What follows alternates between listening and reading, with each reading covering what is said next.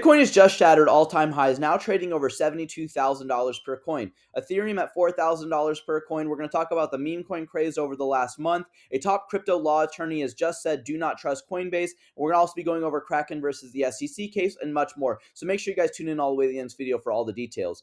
Hey guys, it's Ryan with Big Dog Investing. Thank you guys for tuning in to my channel. If you guys could do a couple of things for me, if you guys go in and like, comment, subscribe to my channel if you guys have not done so already. Click the bell notification down below so YouTube can send you guys notifications whenever I release videos. Watch my videos all the way to the end. If you guys could share my videos and share my channel with anyone. I'm trying to grow my channel as much as I can. I definitely need your guys' help in doing so. Getting started. On my channel, we talk about anything that impacts financial markets. This is going to be anything political right now, especially because we're in an election year, stock markets, but the main thing that we go over on my channel is the cryptocurrency markets. Today is going to be Monday, March 11th. The total market cap right now for all cryptocurrency is $2.73 trillion. This is a 4.41% increase on the day today. Fear and Greed Index, we are at an 89. We're in the extreme greed. We've been here for the last week. Bitcoin right now is currently trading at $72,232, Ethereum $4,082, and XRP right now at 72.5 cents. XRP had a nice run up. Getting into our biggest gainers and losers on the day today, XRP is finally our biggest gainer on the day, which is nice to see. Currently up 19.3%. We got Litecoin. This is the very first coin that I ever invested in back in 2015. Currently up at 19.1%.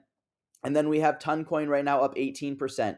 We had a lot of other coins in the green though, and mainly this is due to being up over 1%. We're at 4.41%. Now on the week, currently up, we have a lot of different coins up. We have a couple of these meme coins that have been doing pretty well. But then also on the month, it was our biggest coins that were up, mainly our meme coins. Flocky 840%, Pepe 782%, WIF 618%. We got Doge 123%, Shiba Inu 265%. And we're not going to talk about WorldCoin. We'll go over that later. In my opinion, this is just the government's way to get your guys' information. Gala, a nice run up, 210%. But lots of coins that were up on the month. Basically, all coins right now were up in the top 100 except SUI was at a loss. But overall, did very well in the cryptocurrency space if you're in the top 100. Getting into our news, and I don't know, I don't care if you guys are political or not. If you guys don't like it, get out of my channel, in my opinion. This is my channel. I'm going to talk about what I want to. But especially this is coming into an election year, the Supreme Court just unanimously sided with former President Trump in Colorado's efforts to disqualify him from the primary ballot, which I completely agree with. And this is mainly because states should not be able to decide what goes on in federal elections. Now, the Supreme Court said that you guys have the power to decide what goes on in state elections, but not federal elections. So you cannot kick somebody off a federal ballot. In my opinion, I completely agree with this, and this was unanimous for the entire Supreme Court, whether you consider some of the Supreme Court justices right-wing or left-wing. They unanimously decided on this together, so everyone ruled in favor of this. Now, I want to encourage you guys to go watch the State of the Union. This is where the President of the United States once a year comes out and speaks to the American people about what's been going on for the last year and also what he sees or she for the future. We don't have a female president yet, but we could eventually in the near future. But in my opinion, I highly encourage you guys to watch this. But I wanted to point out this is the one thing that irritated me the most was President Biden was up there, and he has not spoken about this because he's trying to avoid the political propaganda that's been going on. But finally, before this started, a bunch of people were saying, are you going to talk about Laken Riley? Are you going to talk about Laken Riley? Are you going to talk about her? And he says, I know her name. I'll whatever. And he never really talked about her since whatever she was tragically killed at the hands of an illegal immigrant. And he says that he knows her name before, but then says Lincoln Riley. It was very disappointing. And I want to just, bow our heads and pray for Lincoln Riley and her family.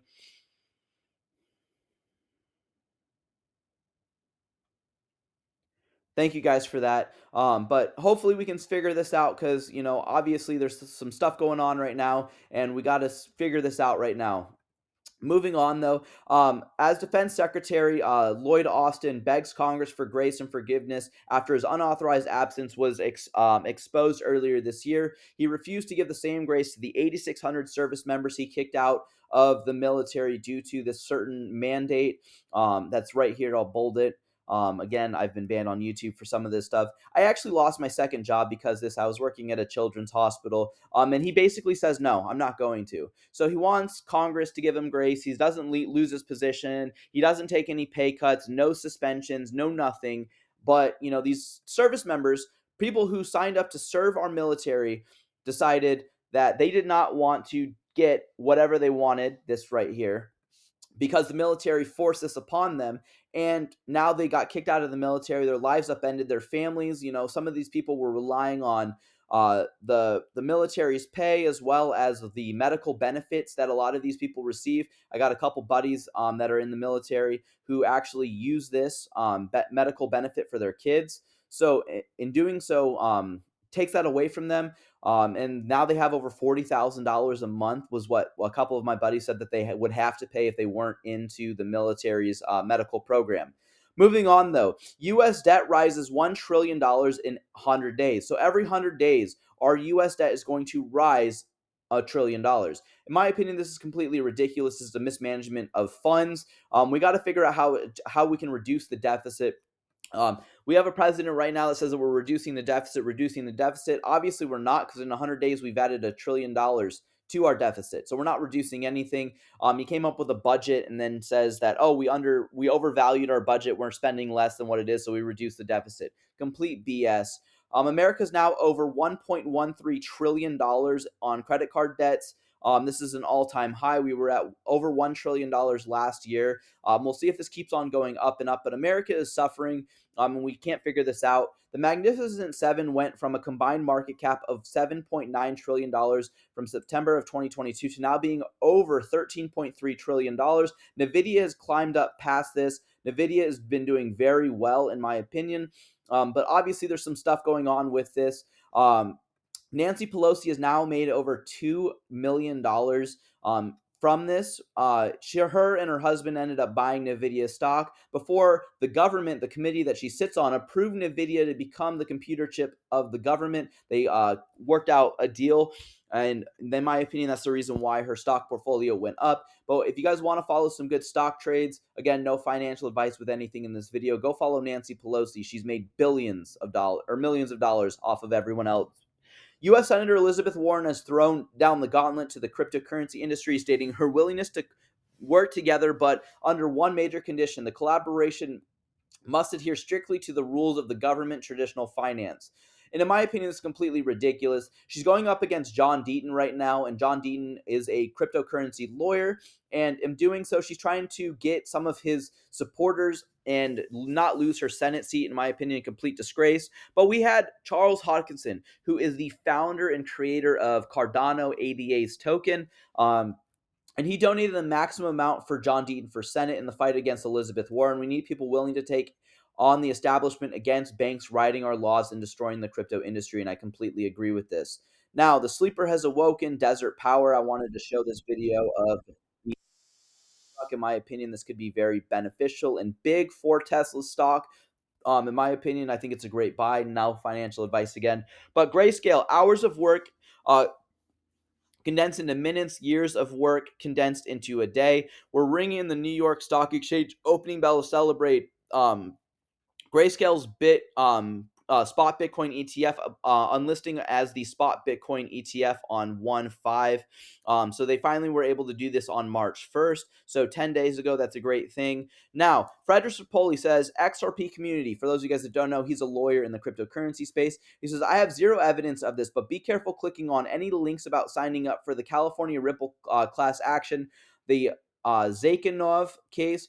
It is a real case, and you may get significant damages if the plaintiffs win, but watch out for phishing scams. So he's basically just saying, just watch out for clicking on major links. If you guys have been in crypto for a long enough time, you guys know that this is a great thing to avoid. A lot of people have their cryptocurrency wallets drained because of this.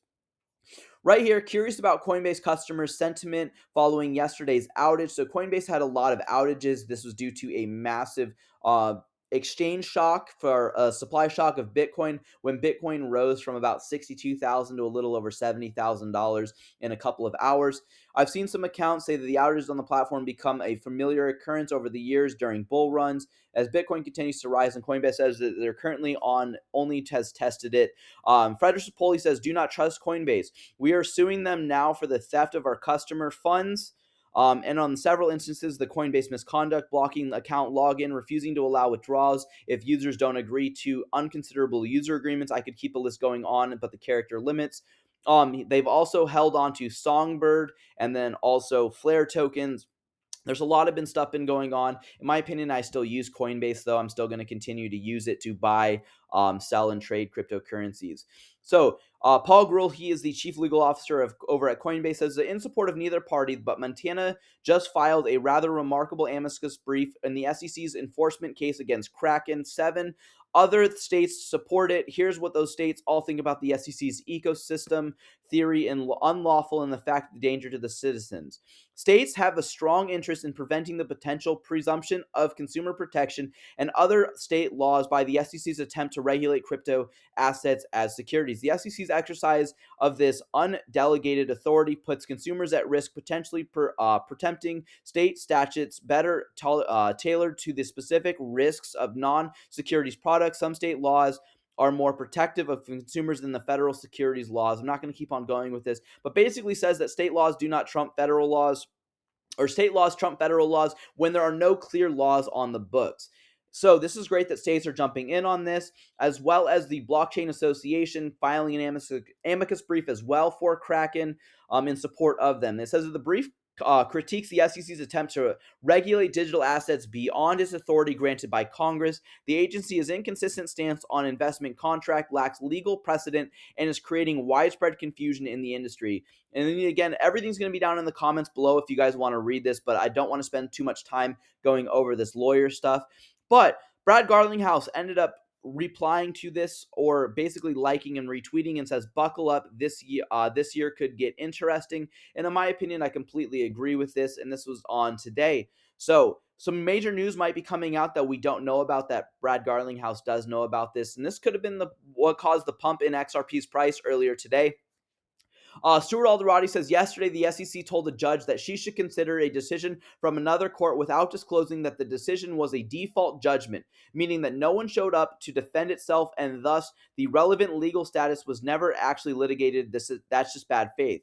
He also ends up giving an analogy and says that the judgment is like me challenging Conor McGregor to a fight, and when he doesn't show up, I shadow box for a few rounds and then declare myself the champion, which I completely agree with this analogy. So obviously bad faith on the SEC. We've seen the SEC get ripped in court by other judges. VeChain's eco-friendly milestone, 3 million kgs of CO2 saved, illustrating the power of collective efforts. So this is, again, cryptocurrency can be very beneficial to our ecosystems. A bunch of people talk about saving energy, climate change, everything else. The Hedera Hashgraph Association has announced their support for Metacorp's GG's DMZ tokenization protocol. If you guys want to read more about that, you guys can click the link. Gas fees on Ethereum are really high compared to other networks, like on XRPL and then also on Hedera's network. You're never going to be paying $200 in gas fees. You could transact $1 million on HBAR or $1 million on XRP and pay less than, let's say, $1 in fees. You'll probably pay less than a penny, to be honest with you. But just to transact on Ethereum, you're going to be paying over $200 in fees. Now, this is obviously not even for $1 million. This is probably over probably $100,000. You're going to pay $200 in fees, which is ridiculous. Coinbase is having more issues, according to Crypto Mason, with transacting, starting to think that BlackRock is working in cahoots with Coinbase to lower the price to let late Wall Street entities in. Those are just speculations. And Zach Rector wants to point out, are you guys still sleeping on Stellar? This is XLM really being overlooked. Is a leader in real-world assets, according to the data from the RWA.XYZ. Stellar-based RWAs make up about 40% of the tokenized treasury market, making it the second largest blockchain by TVL. For global financial institutions today, the Stellar blockchain is the ideal platform for asset tokenizations. Why? For Franklin Templeton, it may be the network's low-cost, built-in asset controls and compliance features, and a simple, streamlined developer experience, while major decisions like this are typically made through partnerships. In my opinion, I completely agree. I like XLM as a token. Ripple says that they're taking a significant step forward in regulatory compliance with Ripple's deal to acquire Standard Custody. If you guys don't know more about this, you guys can click the link. We've already talked about this on my channel. Now, getting into our Watcher Guru news. Bitcoin has now surpassed the Russian ruble to become the 14th largest currency in the world, which is kind of great in my opinion. Wells Fargo's and Bank of America Merlin begins offering Bitcoin ETFs to clients. This is super important. As more people and more institutions get involved in cryptocurrency, the price will rise. BlackRock launches a Bitcoin ETF in Brazil, which is really great. Presidential candidate RFK says transaction freedom is as important as free speech, and you only get that from Bitcoin. We saw a lot of suppression of assets. The government can come in and freeze your guys' bank accounts. We see this happen in Canada. We've also seen this happen in the United States. If you guys disagree with something, they can freeze your assets. With blockchain technology, they can't. NVIDIA surpasses Saudia Armaca, making it the third largest company in the world by market cap. NVIDIA is going crazy. Again, Nancy Pelosi and her husband made over $2 million on their trades in less than 3 months. Texas Blockchain Council's lawsuit successfully stops the Biden administration from government data collection on Bitcoin miners. This is, in my opinion, really great by Texas. 11 days ago, the European Central Bank said Bitcoin's fair value is zero, but today Bitcoin reached all-time highs. In my opinion, this just shows that obviously there is an effort across the global worlds in central banks to stop Bitcoin from thriving. We talked about the meme coins, but the meme coin by market capitalization. So this is how much money is in the entire meme coins of each one. So Dogecoin has over 24.25 billion, Shiba Inu 16.31, Pepe 3.1, Bonk 2.57, with 1.64 billion. Now, will this meme coin craze end? In my opinion, yes. So in my opinion, I'm never going to get involved. Obviously take some profits if you guys have been up, in my opinion. Again, no financial advice. Could it go up drastically? Sure. But could it also come crashing down because you're up over 10 times the amount roughly in less than a week or a month? It's ridiculous. This was kind of a slap in the face for Facebook / Meta Instagram. Meta uses X to announce that Facebook and Instagram are down worldwide. So they have to use a different social networking platform to do this. In my opinion, this is just hilarious. Now, this one is kind of important where I live. So the Arizona Senate considers adding Bitcoin ETFs to the state retirement portfolio. I am a high school teacher here in Arizona. My second job was working at a children's hospital, but my full time position right now, and this is my retirement position. Could we see a Bitcoin ETF involved in this? In my opinion, I do see this as a plus, but there is a lot of risk to the retirement system for this, and a lot of retirement money could go into this. And could it come crashing down? In my opinion, yes. So the Senate has to take a realistic approach and actually weigh the pros and cons of this, and not mismanage funds in that state retirement portfolio. SEC Chair Gary Gensler compares Bitcoin to a roller coaster and says it's a highly speculative asset class. Obviously, this guy's a schmuck, should never be involved as the chair of the SEC, shouldn't be involved anywhere in the SEC, in my opinion. He should just go back to teaching his classes at MIT, where he actually talked about how great cryptocurrency was. Now in his position at the SEC, he talks about how bad it is. Now, obviously, we know it's bad because, one, the price is rising, but we also have um, the leading managers over at BlackRock, Citadel, Fidelity, all these places. So BlackRock's CEO says Bitcoin is a digital gold and a great long-term store of value. We saw Michael Saylor, who is the CEO and founder of MicroStrategy, keep on buying more Bitcoin. So obviously there is a plus and a benefit to this. Now I want to point out some Ripple news right here. So Ripple users Num has become the first fintech to secure Japan's Type 1 funds transfer licenses as they connect with Ripple users Moyum to transfers to Korea. In my opinion, this is great. Ripple just keeps on advancing and also just thriving overseas compared to the United States. Meta Lawman, he's another lawyer in the cryptocurrency space, says that the NYDFS has refused to produce a single document response to his FOIL request. So he's basically trying to get a bunch of information that's been going on with the New York listings of cryptocurrencies, or mainly all assets. In this sense, the judge ruled that XRP is not a security. There is a green list, and XRP was taken off of that green list after Judge Torres' ruling. So we'll see what happens with that. And then German news outlets talk about Ripple on their news and speculate that Ripple's XRP's price could go anywhere from $5 to $10. So in my opinion, I see this as great. Obviously, from other countries now talking about cryptocurrency, even on their news, not just here in the United States, but other countries, more individuals are going to be seeing this and getting involved in cryptocurrency. And the last thing that I want to point out is Brad Garlinghouse says that John and Marlene haven't just had a profound impact during their tenures at Ripple. They both raised the bar on what it means to be a Rippler. Very proud to now have them on our executive team. So these two got promoted over at Ripple. So congratulations to them. Put down in the comments anything else you guys want to talk about. And now I'm on spring break, so I'm going to have little bit more time to make videos a little bit more consistently. So make sure you guys tune in the next video. And if you guys can't invest with the big dogs, stay on the porch. Thank you guys and have a good one.